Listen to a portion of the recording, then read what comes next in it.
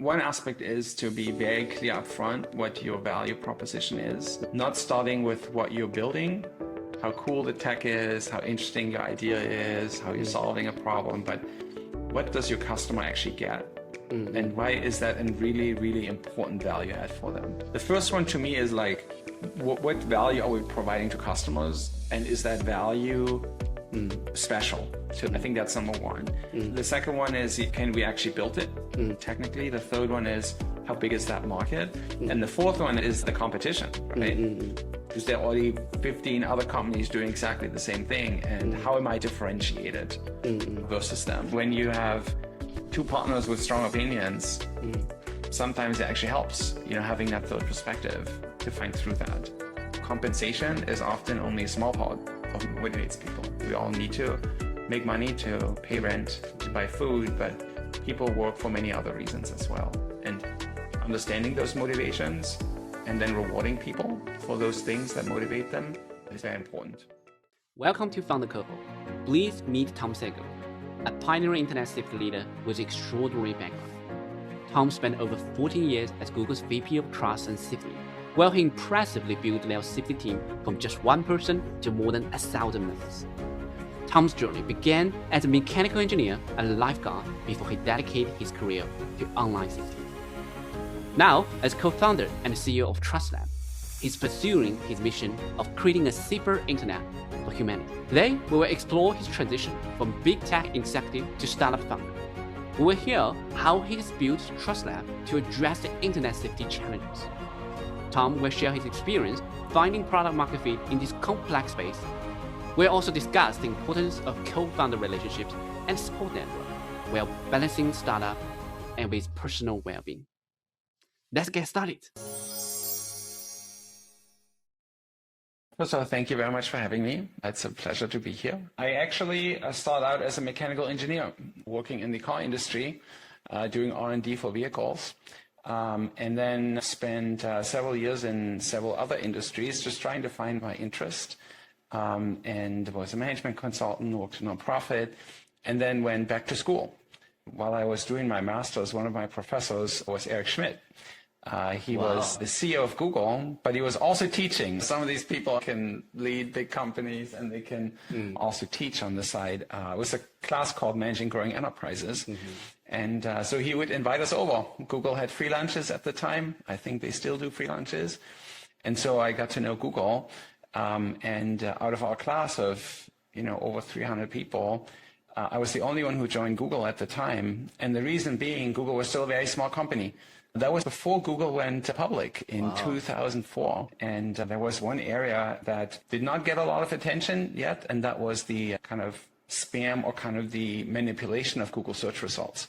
Google only had one product at the time, was Google Search. And webmasters and SEOs, the bad ones, would sometimes try to manipulate search rankings in order to show more highly so they get more traffic and can make more money. And so Google had significant effort underway to identify those hidden text, paid links, things like that. And I was the first one to help build a team that would actually provide the analysis and the policy and the general support for our engineering teams to take care of bad links and generally bad search results. And that worked pretty well. And so as Google grew and added more product, YouTube and cloud and many others, email, we used the same approach of combining human and algorithmic approaches to improve the quality of the products. And we didn't call it trust and safety at the time, but from being the first member of that team, I then stayed with that team for over 10 years to kind of build Google's trust and safety division from the early days. Wow. Such an amazing ride. Yeah. Thank you. And you mentioned about you joined Google before it IPO. That must be a very exciting experience. Yeah, it was still just, less than 2,000 people, just a handful of building all around one little courtyard. And still obviously much less complexity, but still the same spirit, the same culture that I think made Google so special was already very, very much evident. You mentioned about it, and in the early days, Google's doing very well in terms of the traffic, but then it started to attract bad things like all these bad traffics and manipulation of search result. What was the incident that caused you to get your attention into this space?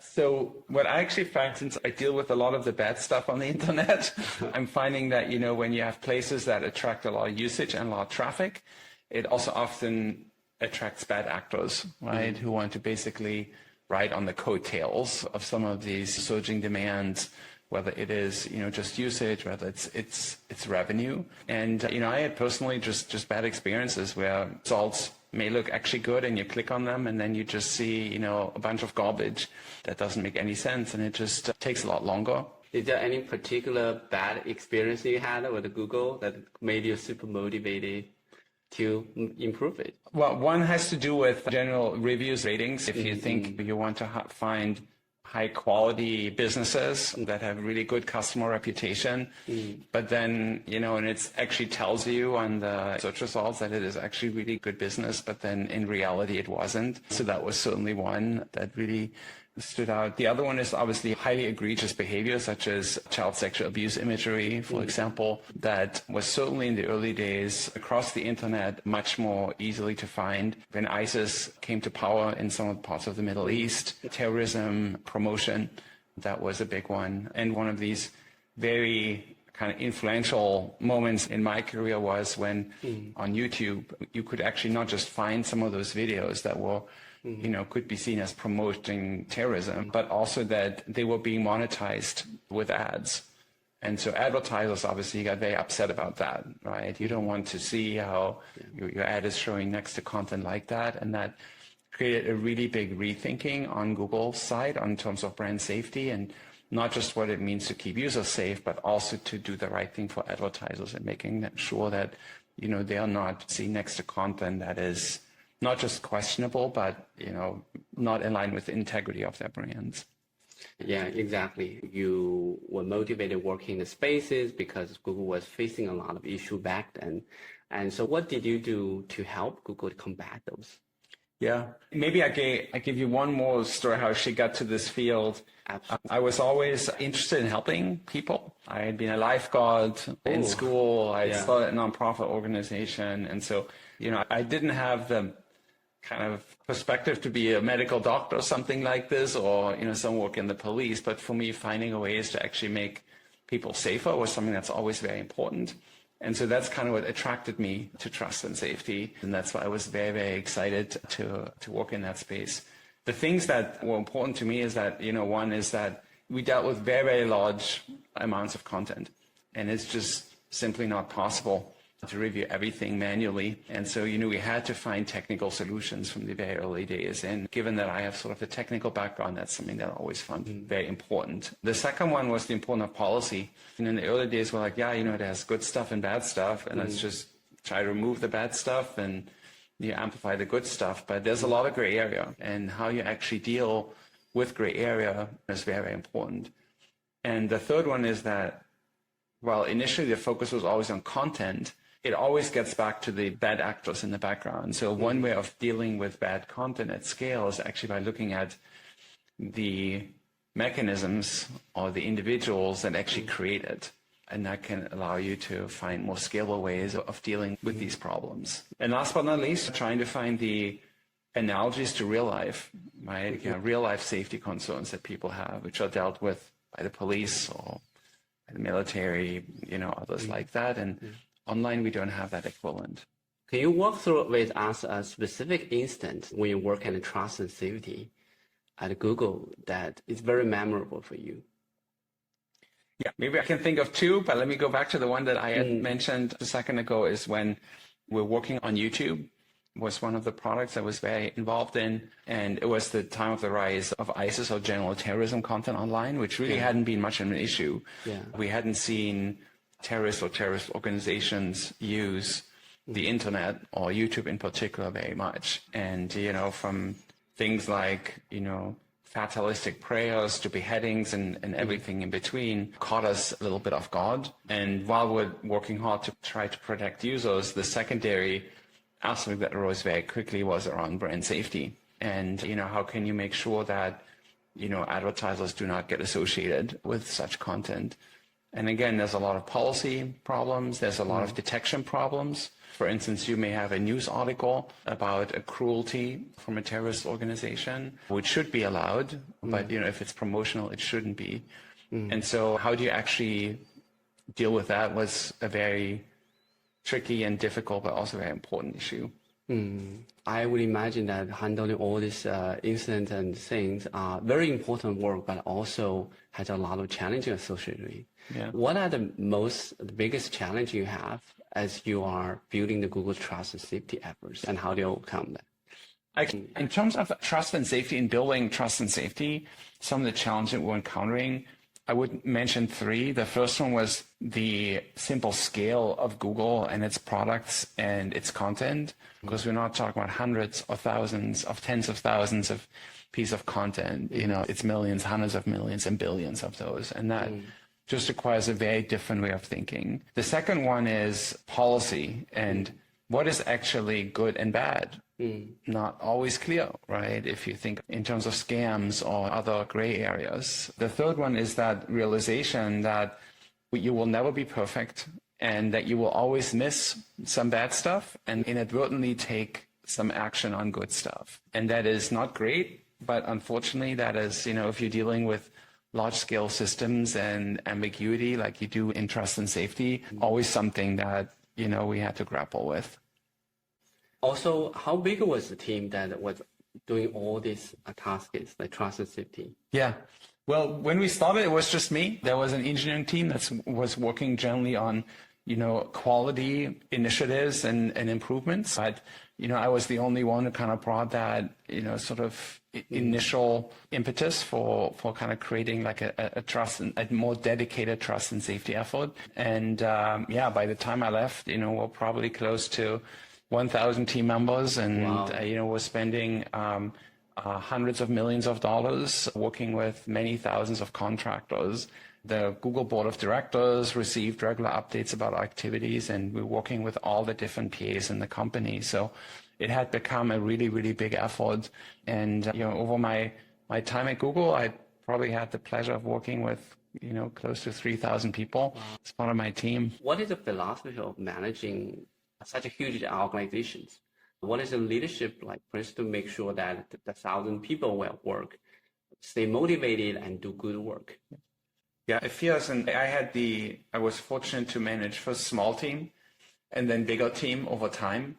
So I had a chance to learn. And as organizations and teams grow, I think you need different management styles to be successful. In a team of 10 people or 20, a team of 100, you can still get to know everyone or talk to everyone once in a while if you want.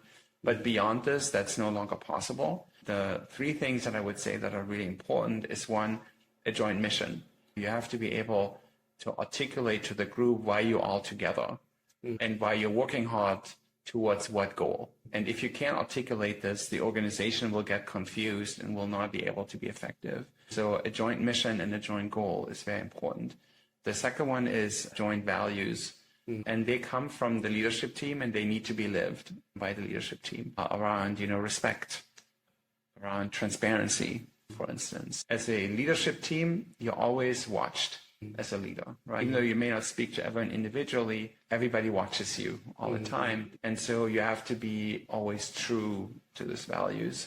The third one is that it comes down to finding ways to motivate teams in the right way to do their best possible work. And, actually, I found that, compensation is often only a small part of what motivates people. We all need to make money to pay rent, to buy food, but people work for many other reasons as well. And understanding those motivations and then rewarding people for those things that motivate them is very important.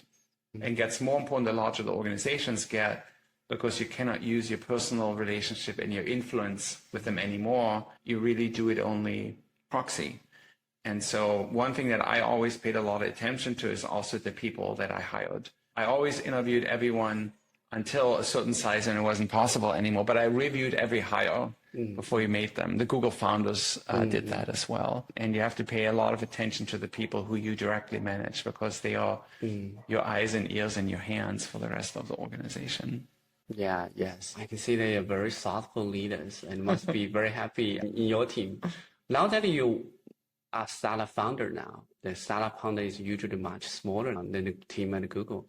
What do you feel are similar and different in terms of managing a team or grow a team in startup world? What is similar is ultimately organizations, whether it's a very small one or big one, is made up of people.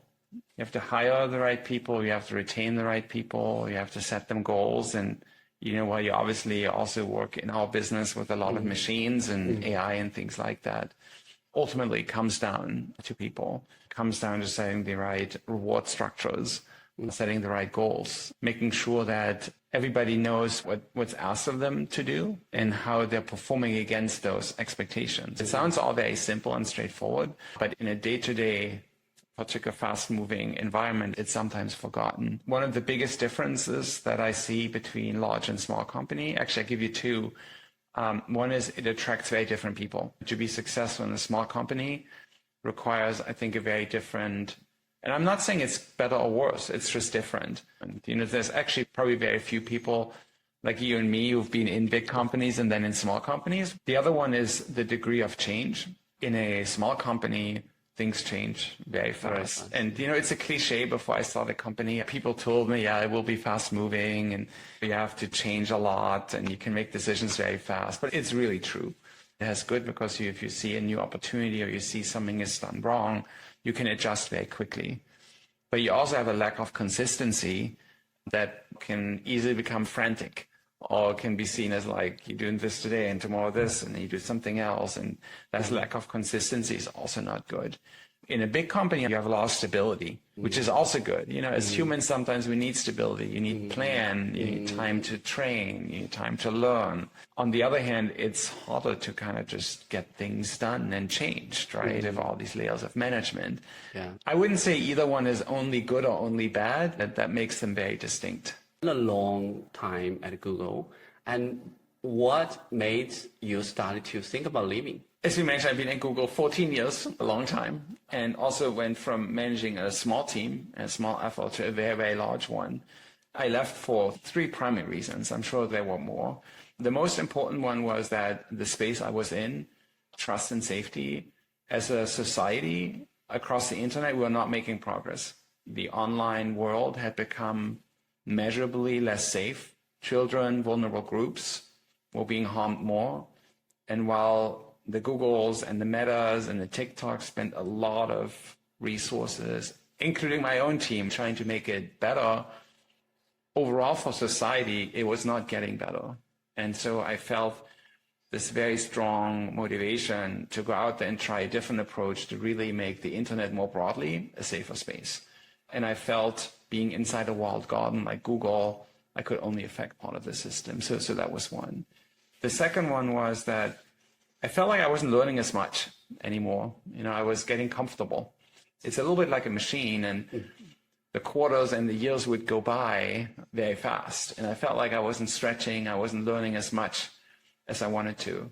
And the third one is I had been now living in Silicon Valley for 15 years, and I had friends who were entrepreneurs or venture capitalists or scientists. And I just had that bug of, wanting to be an entrepreneur and try to create something, particularly being an environment like we find in Silicon Valley, which I felt like is a very unique opportunity to do that. Mm-mm. Yeah, you call it a bug, but it's not. I realized that's really the true reason why Silicon Valley becomes Silicon Valley. Yep. Everyone has their own dreams to build something meaningful to the society with their own hands. That's the startup dreams. And then you left Google and founded Trust Lab. Tell us more about this journey and tell us more about Trust Lab. Yes, so Trust Lab operates in a very similar space that I had worked in at Google, which is developing services for creators and hosters of digital content to make sure that content is safe. That's our mission. Make the internet a safer space for humanity is what Trust Lab is all about. We are a technology company, so we develop algorithm-based solutions that can detect and monitor harmful content online. And yeah, we've been now around for 5 years. I started the company with two co-founders One was a distinguished engineer at Google, had been working on many of Google's algorithms and YouTube brands for many years. The other one had started the policy and operations team for trust and safety for YouTube and then gone on to TikTok. So we brought very different perspectives in the trust and safety space together and set out to, change the world from a safety perspective. That's our goal. Yeah. How did you meet your two co-founders? How did I meet them? Yes, absolutely. So we had come across each other at Google before. So when we worked on, for instance, YouTube improvements for brand safety and monetization, Shankar was the leader of the engineering team, and I led the policy operations and analytics team. And so we had overlapped on escalation handling for a while. And then after I'd left Google, I had reached out to him and told him about sort of my vision and the type of co-founders I was looking at. And he was also considering starting a company at that point. And so that was with Shankar. With Benji, we had been in touch because he had worked on trust and safety issues at YouTube, but then he had gone back to Stanford to the same program that I had attended a few years before and was asking for advice and, what kind of career path to pursue afterwards. And he was then also ready to start his own company. And so our visions were closely enough aligned that we decided to start it together. So it was a long history of personal relationships for both of them. Yeah, such great stories on how you find your co-founder, which is very important for our audience as well, because finding co-founder is the most important thing for founding a company.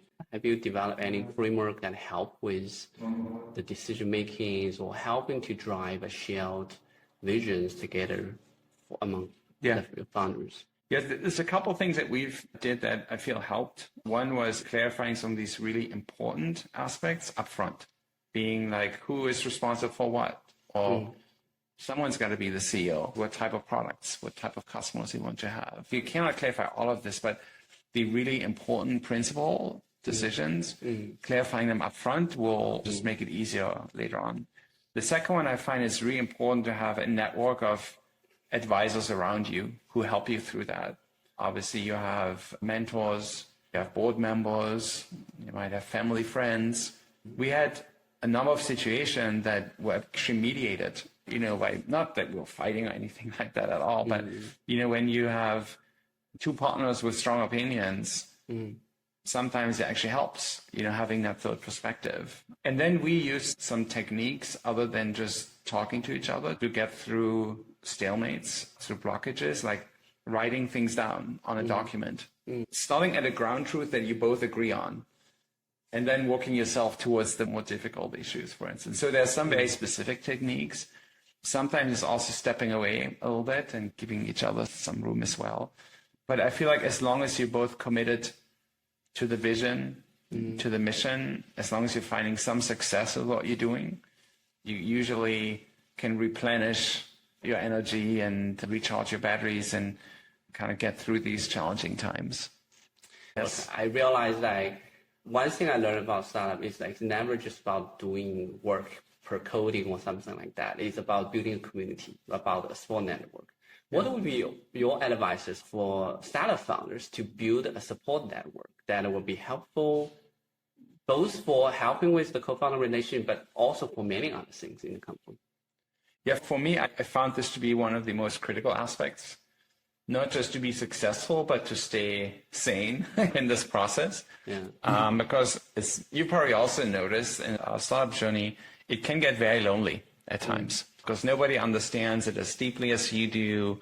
Nobody is as invested as you are. So building that support network is very important. For me, again, there's a couple of different groups, and I like to put it into those buckets. The first and important one is your immediate family, because they're exposed to a lot of strain and stress that you're going through as well, because the stakes are very high. You spend a lot of time. You have a lot of financial insecurities. You get sometimes mentally drained or worn out. And your family is the immediate recipient of the good and the bad in those situations. So that is one, watching out, taking care of them. The second one is professional advisors. I was very lucky to have a strong group of advisors, but also angel advisors financially, but also from a topical perspective, who gave me great feedback and direction. And not just like technical advice. How do I do PR? How do I get SOC 2 certified or whatever it is, but also more conceptually around priorities, around how to work through interpersonal conflict. It is a safe space that you often can't be as safe with other people who are not trusted advisors. And then the third one for me were other co-founders. One of the reasons why I started the company in Silicon Valley is because there's just so many others around who are going through that same journey. And I learned so much from them. I've gotten so much help from them. We've gotten so inspired by being together that I would say that's another very important aspect of that network. Yeah, well said, well said. I also see a lot of challenge of especially the founders who are not well connected when they start the founder journey. It's very hard for them to connect with fellow founders. So having a community to facilitate that, like the events, we do monthly events, or even a community, online community that can help like other people's story, like the story that you share, will be incredibly helpful for founders in the community. And really appreciate it. Thank you for sharing story. I already personally learned so much. Yeah. No, also thank you for what you do. I think what you said is absolutely right. It's a lonely journey, and a lot of founders do not have these networks. So actually the ability to connect to other founders by themselves is sometimes challenging. So giving them more structured ways of doing that more easily is very, very helpful. So cheering you on. Thank you very much. It wouldn't happen without great founders like you to help the community. Talk more about Trust Lab. You mentioned about the spaces you are in. The Trust Lab essentially is still the same space of the work you do at Google. So what did the product of Trust Lab look like? We are providing value to our customers in 3 different ways, 3 different types of services and products.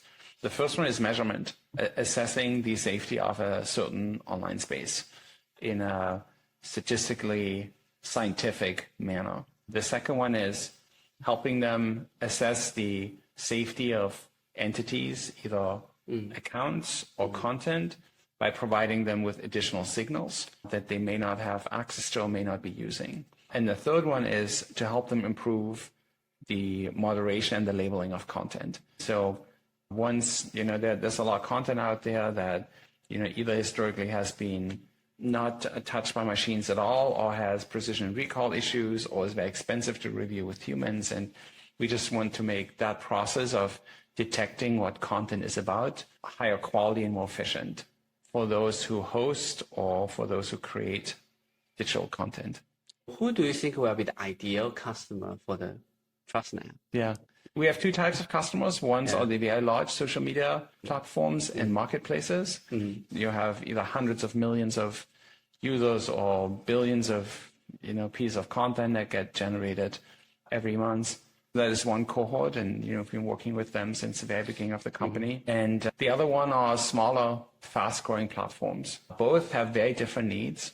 The faster-growing platforms have not built the infrastructures to be able to do that by themselves. They may not even have the numbers of people to actually be able to do that in a scalable manner.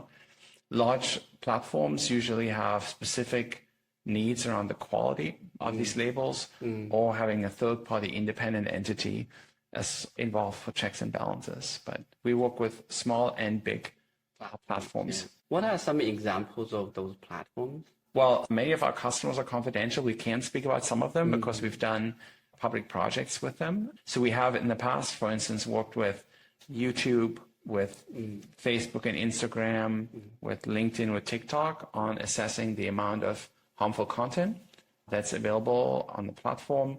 We work with medium-sized social media companies. For instance, Doximity is a social media network for doctors. Outdoorsy is kind of an Airbnb for van rentals, for RVs. I use them a lot. Oh, you do? Huh? Yeah. Very good. Yeah, and so we work with other companies like Iterable, which is a messaging service. We have historically worked with governments through the European Commission, for instance, and other governments in Asia to help them understand the safety of online spaces.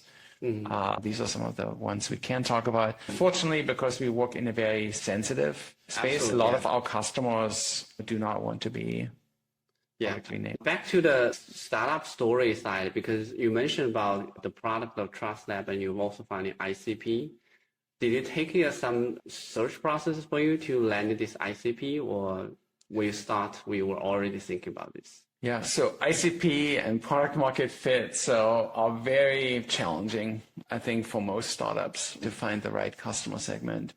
So ICP, the ideal customer profile. So it's simple. We started with the type of customers that we're most comfortable with, large social media platforms. That's kind of where we came from. Yeah. And it turns out that for a small startup, there's often not a great partner because big platforms have very unique needs. You need to customize. They tend to move slower.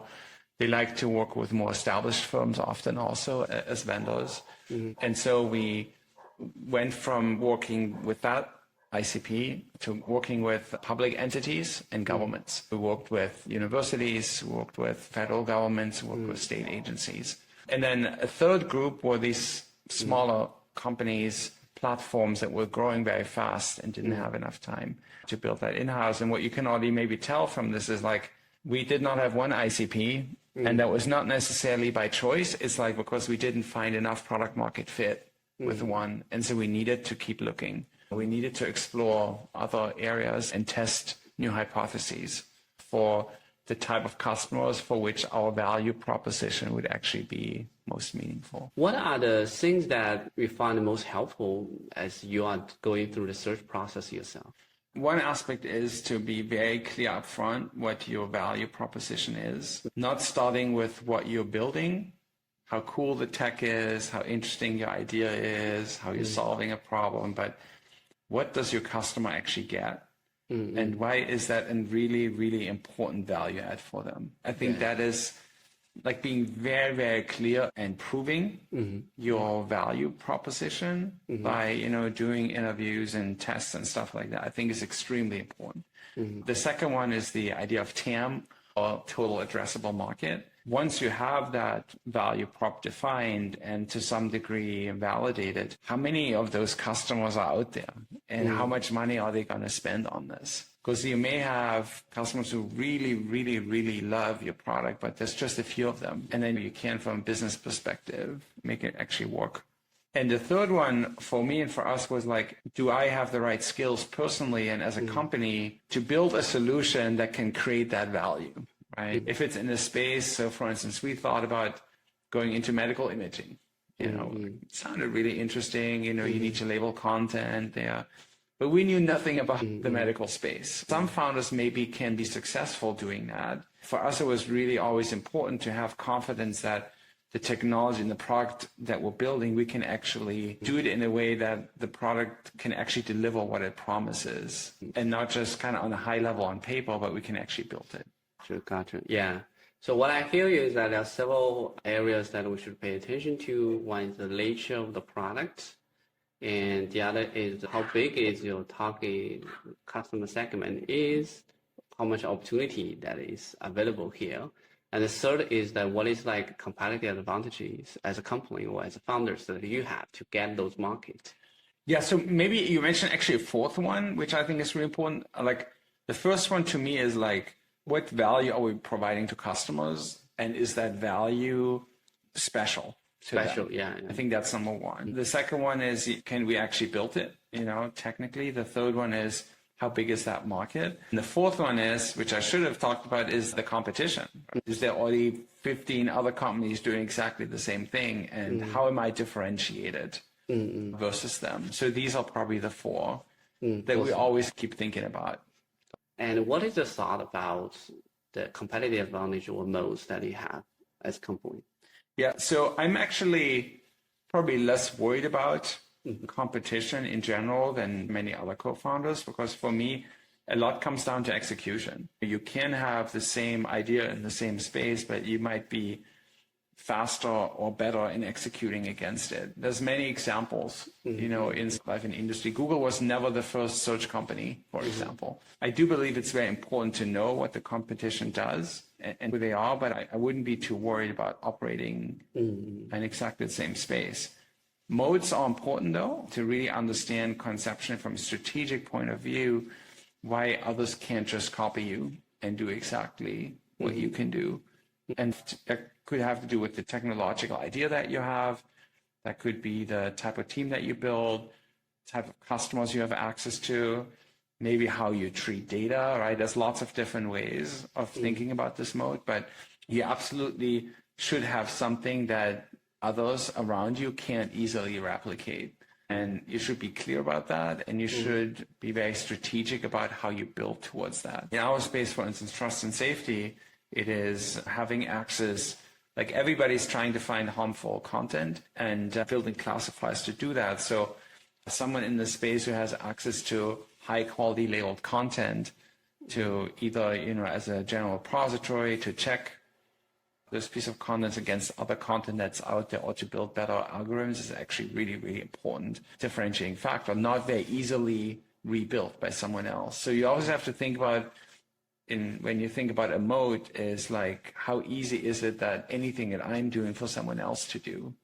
And if there's an important aspect of what you do that is not easy for others to recreate, you may have a moat. Gotcha. Yeah, exactly.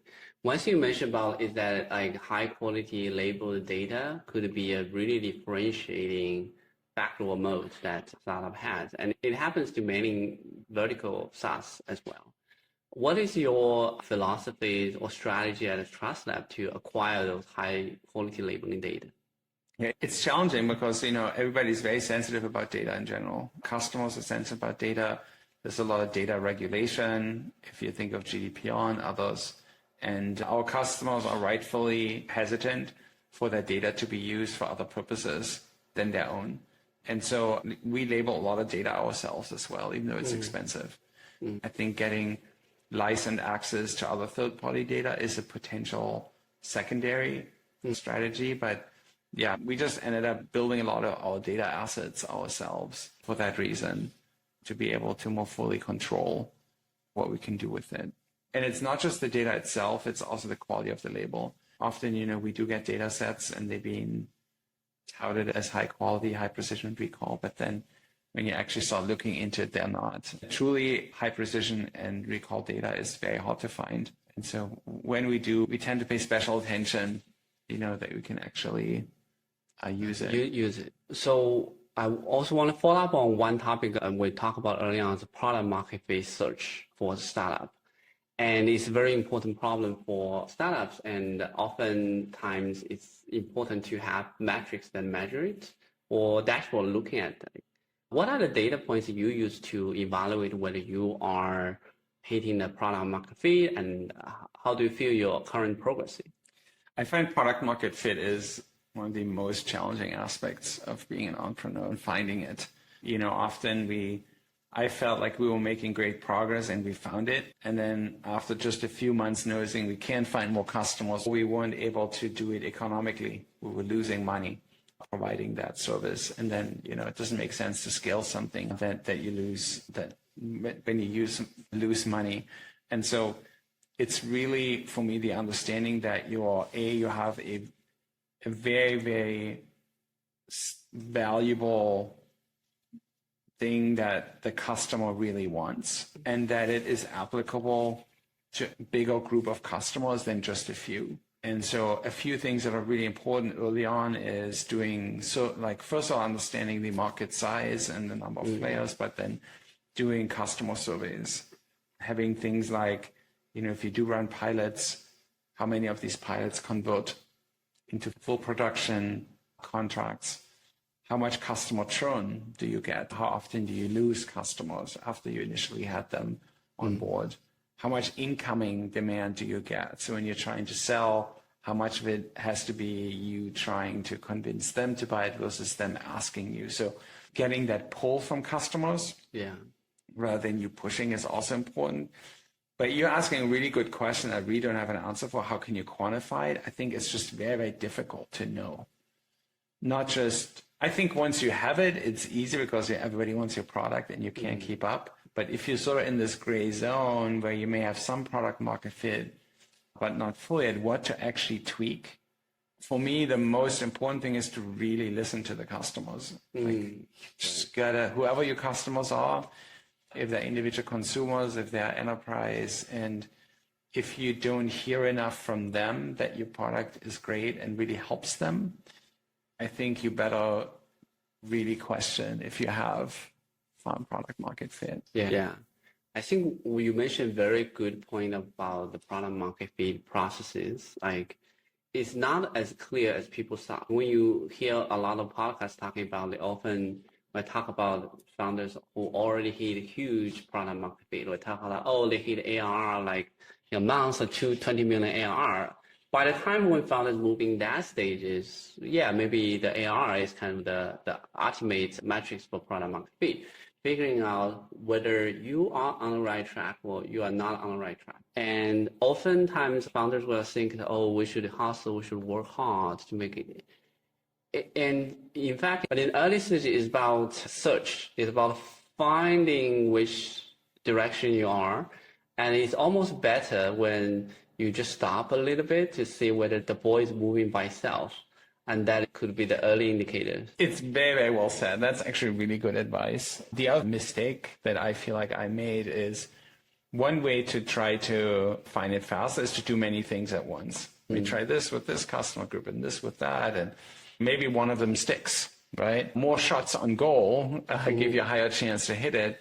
The problem is what you really also need is focus, right? Like, to really go deep and understand this customer and build the best possible solution and all that stuff. Being clear that product market fit means that search that you're describing, but it also means if you're doing too many things at once, you might get distracted and not make enough if you do them at the same time. What I think works a lot better is to try something more dedicated for a while, but then very quickly, if you don't get the signal, go on to something else.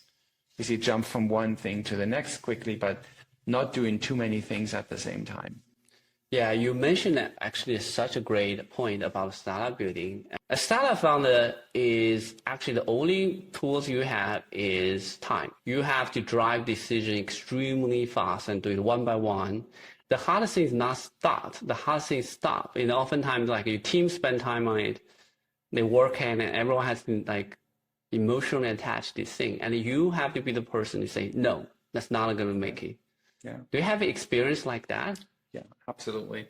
And in hindsight, these are probably some of the things I would change, right? We've now been on this journey for almost 5 years, and we always, at least and that's also my personal style, just go, go, go. You know, hey, I can sell this one more customer here, or I can make this kind of develop this one feature really, really fast, while taking that step back to kind of think or to kind of make shifts more quickly when you know a certain direction is not bringing you the progress you need is very important. And particularly when you're in a situation where you already raised money, where your investors expect you to bring in certain revenue, that pull between let me just fulfill these short-term revenue goals like ARR versus finding the real fit as from a product market perspective is a real tug and pull that can often be very difficult. And I certainly did not always make the right choices there. I had been much too focused on these short-term goals. You bring another very interesting point about the external pressure investors. And so I want to dive in a little bit more on that, because a lot of fundraising or bringing investors is very important for startup founders. And many founders think, oh, they raise the money, they're successful. But like you mentioned, it brings some additional burden or things you need to manage on. So what is your take about bringing investors or fundraising, and how do you make sure like all the team, like including investors and also your co-founder, the team actually align in the same direction? Yeah, so obviously funders investors are very important. You know, they're an important part of the ecosystem. I very much appreciate what they bring to the table, but fundraising is one of the most challenging and not always the most fun aspect of what an entrepreneur does. I think it's very important to find the right investors who kind of have similar goals that you do and really have the right expectations and what is possible. For me, it was also important to find investors who complement each other well. Some of them might be really good on the product side, on the technology side, and others are really good on sales or access to customers. But you usually bonded with them for multiple years journey. So I think it's very important to do really good diligence to make sure you really get the ones that you personally can work with. I find it not as important as finding your co-founders, but still a hugely important aspect, because you will go through ups and downs and you want to make sure that they can really support you when you need their help. And that's not just money. Obviously the money you get as part of the fundraise and that's for you to use, but they bring a lot more to the table, or should be bringing a lot more to the table to help you be successful. Yeah. You mentioned a great point that investors, when they come, they shouldn't just bring the money, not the money person of the company. I also personally find that's very, very common. Like myself, also my friends is on that. It's like investors are very, very good people, but they just operate in a different ways as founders do. Often create a little bit of conflict or tension. Have you met a situation like that? And how would you like resolve this tension? Yeah, I have to say I've been very lucky and fortunate with investors that I've had. They've been, without any exceptions, fantastic, supportive, but I was also quite selective in how I chose them. I think one thing that's very important is when dealing with them is honesty. It's very easy to promise them something that you can achieve, but you cannot, or describe a certain situation and you may describe it, more positive than it can be. There's also often a power differential. Investors are often very experienced, much more senior, and obviously they have a reputation in the market. And, you want to make sure that you also create your own positive reputation in this. So it's often not possible to push them as much as you otherwise would push other business partners. And so these are very sensitive relationships. I find it works best to talk to them one-on-one and not in group settings or in board meetings. Be very humble and really take the advice, even though, as you said, it comes from a different perspective. They care about different priorities, but they have a lot of wisdom, and to really take that in and ask them for help when needed. Exactly. Yeah. Last two questions. I want to also focus on yourself, your personal life as well. Like I know that building a startup is hard. There's a lot of work you need to do. How do you strike the balance of your startup life with your personal life so that